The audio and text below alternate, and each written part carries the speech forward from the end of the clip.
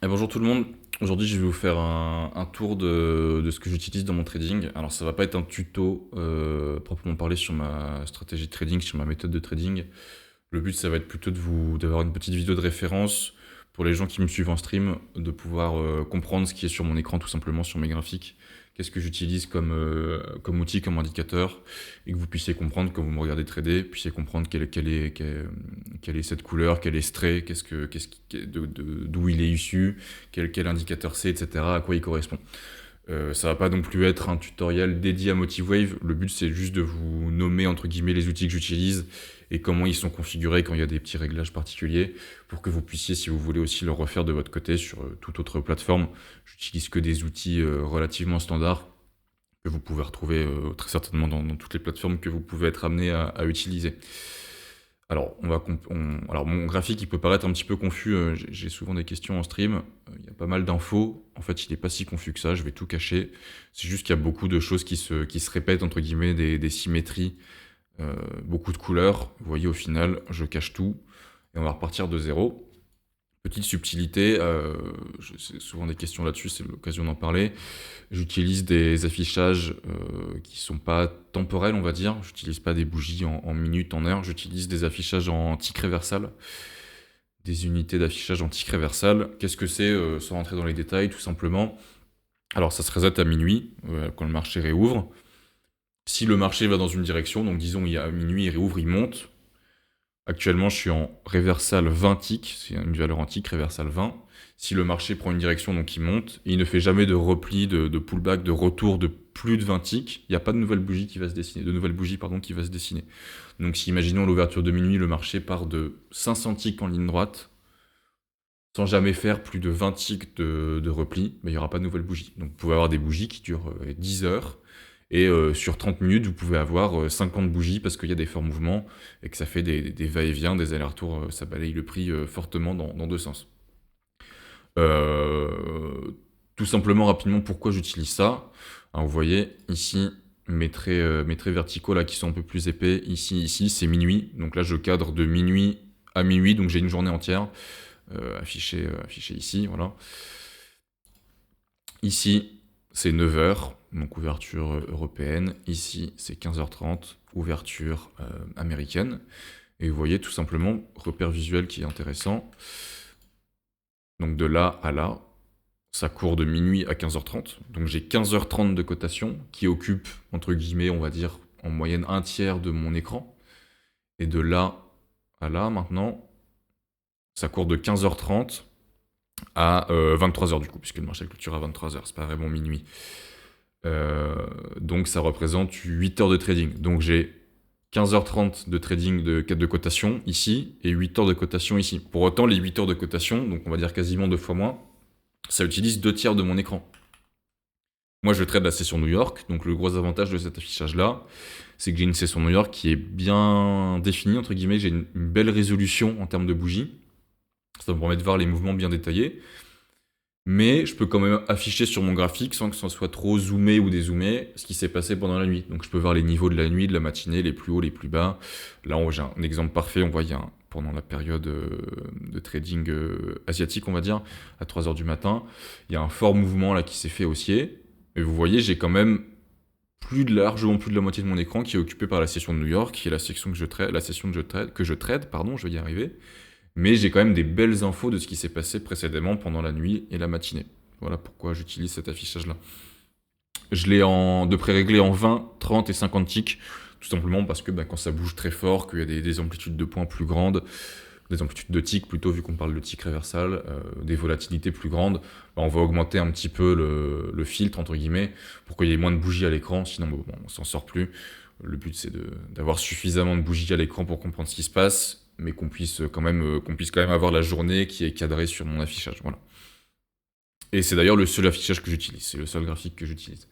Alors on va passer à ce qui va tous vous intéresser, on va passer aux indicateurs que j'utilise. Hop, je l'ai déjà ouvert. Le premier, il s'appelle Big Trades sur MotiveWave. Alors, on va aller sur la journée actuelle. C'est tout simplement, je vous montre la configuration rapidement. Vous pouvez le paramétrer sur vos logiciels.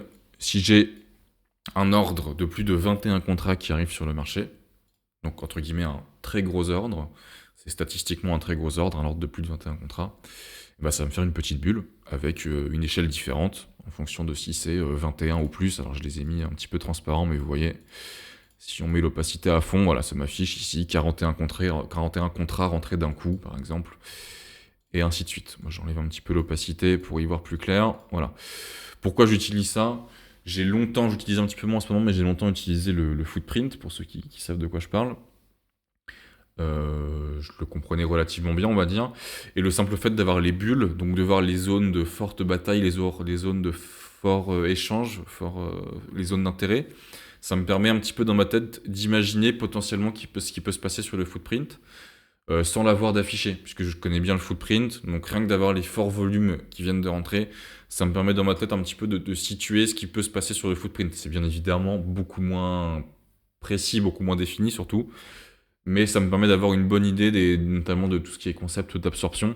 Les bulles, c'est un repère visuel super facile là, que j'ajoute sur mon graphique qui prend pas trop de place et qui me permet d'avoir cette petite info supplémentaire que je pourrais retrouver sur le footprint, mais sans l'afficher en fait. C'est un raccourci un peu simpliste, mais c'est l'idée que je m'en fais et c'est la raison pour laquelle je l'ai sur mes graphiques. Pour éviter les bugs, je l'affiche que sur la journée en cours. Hein. C'est pour ça là, je fais la vidéo en me cadrant sur la journée de la veille pour que vous ayez une journée de cotation entière. C'est pour ça que là, il n'y a pas de bulle sur l'écran. Alors ensuite, indicateur OHLC, donc Open, High, Low, Close, ouverture, plus haut, plus bas, clôture. C'est des indicateurs qui me permettent de tracer automatiquement ce Motivewave. Ça existe sous d'autres noms sur d'autres plateformes si vous voulez le reproduire. De tracer automatiquement des niveaux clés sans que j'ai besoin de le faire à la main. J'en ai deux, tout simplement parce que il y en a un pour minuit, un pour 15h30, vous allez comprendre. Vous voyez ici, j'ai un bas de journée au global qui est dessiné. J'ai le bas de session qui commence lui à partir de 15h30, qui est dessiné par session, j'entends cotation de New York, donc à partir de 15h30. Vous voyez ici, tout est superposé puisque le haut de session est le même que le haut de journée, puisqu'on a refait un haut de journée à l'ouverture de New York. Et j'ai aussi l'IB, l'Initial Balance, ce qu'on appelle l'IB, qui est tout simplement la première heure de cotation de New York, donc de 15h30 à 16h30. On trace un range qui est défini pendant cette première heure. On voit pas trop le haut de l'IB, puisque le haut de l'IB, c'est aussi le haut de session et c'est aussi le haut de journée. Donc on voit, il y a du orange superposé, je sais pas si vous arrivez à voir. Et il y a aussi le bas de l'IB qui est tracé automatiquement. Quand je fais la vidéo là, il n'est pas encore 15h30, donc vous voyez pour le moment, il n'y a que sur la nouvelle journée le haut qui s'est tracé et le bas qui s'est tracé. Vous pouvez aussi bien évidemment le faire à la main, hein, c'est pas sorcier, c'est juste un confort très sympa là, d'avoir ça, de tracer en automatique. Ensuite, alors élément très important de mon trading et de mes graphiques, c'est ce qui prend le plus de place visuellement, c'est ce qui donne le côté peut-être un petit peu brouillon pour certains, mais il n'y a rien de sorcier, alors je vais commencer qu'avec une seule, c'est les VWAP, la VWAP j'en ai deux, vous allez comprendre, pour la même raison que pour les indicateurs OHLC. J'ai la VWAP de New York, donc par VWAP de New York, encore une fois j'entends celle qui commence à la session de New York, donc 15h30, je vais la mettre en surbrillance. Vous voyez, elle commence à 15h30. Donc la VWAP, qu'est-ce que c'est? C'est la moyenne du prix pondéré par le volume. Donc c'est pas juste en fonction de comment bouge le prix, c'est de quelle façon bouge le prix et avec quel volume derrière. Et avec ces deux paramètres-là, la VWAP va bouger plus ou moins. J'ai oublié de préciser, là où vous voyez cette petite ligne bleue, c'est la ligne du milieu de session. Voilà. C'est souvent aligné avec la VWAP. Vu que la VWAP est le prix moyen pondéré par le volume, là c'est juste le milieu du prix, mais on voit que ça s'aligne souvent, c'est un petit repère visuel en plus. J'avais oublié de le mentionner. Donc VWAP New York, tout simplement, et également VWAP journalière, VWAP daily, qui elle, hop, en bleu ici, ce trait bleu, celui-ci, voilà, qui commence lui à minuit. Enfin, qui commence elle, la VWAP commence elle ancrée à minuit. Et j'ai sur cette VWAP là ajouté ce qu'on appelle les déviations standards.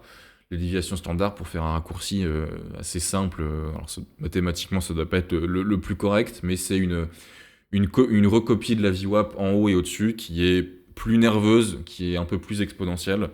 Et quand la VWAP bouge, en fonction du numéro de déviation standard, on leur attribue un numéro entre guillemets, bah, elle va être de plus en plus nerveuse, de plus en plus exponentielle. Vous voyez là, il y a eu un fort mouvement, la VWAP a monté. Les déviations standards se sont d'autant plus manifestées, elles se sont éloignées encore plus, de façon encore plus drastique que la VWAP elle-même. On leur attribue un numéro, je vous montre la configuration. J'affiche en bleu la première déviation standard, en vert la deuxième et en rouge la troisième. Alors mathématiquement, j'imagine que le raisonnement est faux, mais en gros, c'est la une est une fois plus nerveuse, même si c'est faux mathématiquement. La verte est 2 fois plus nerveuse, la rouge est 3 fois plus nerveuse. On se comprend, c'est pour imager le concept pardon, de déviation standard. Et j'aime colorier la zone entre SD2 et SD3.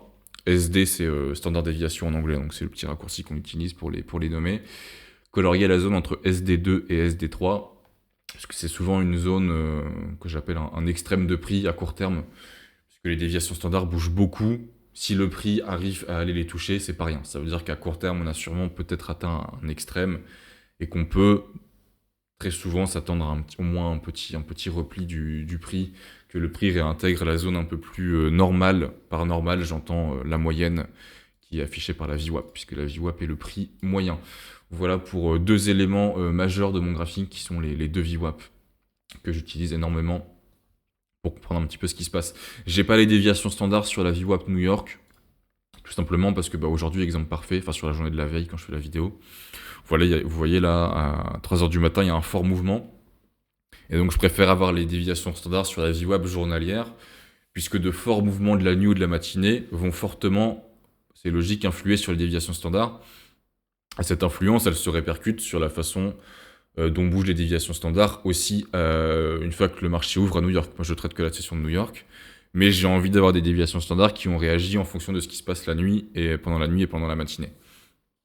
Et aussi, si j'affiche la déviation standard sur la VWAP de New York, on va pas s'y retrouver. Au bout d'un moment, il faut faire un choix, il faut filtrer les infos qu'on veut afficher. Ça serait beaucoup trop brouillon.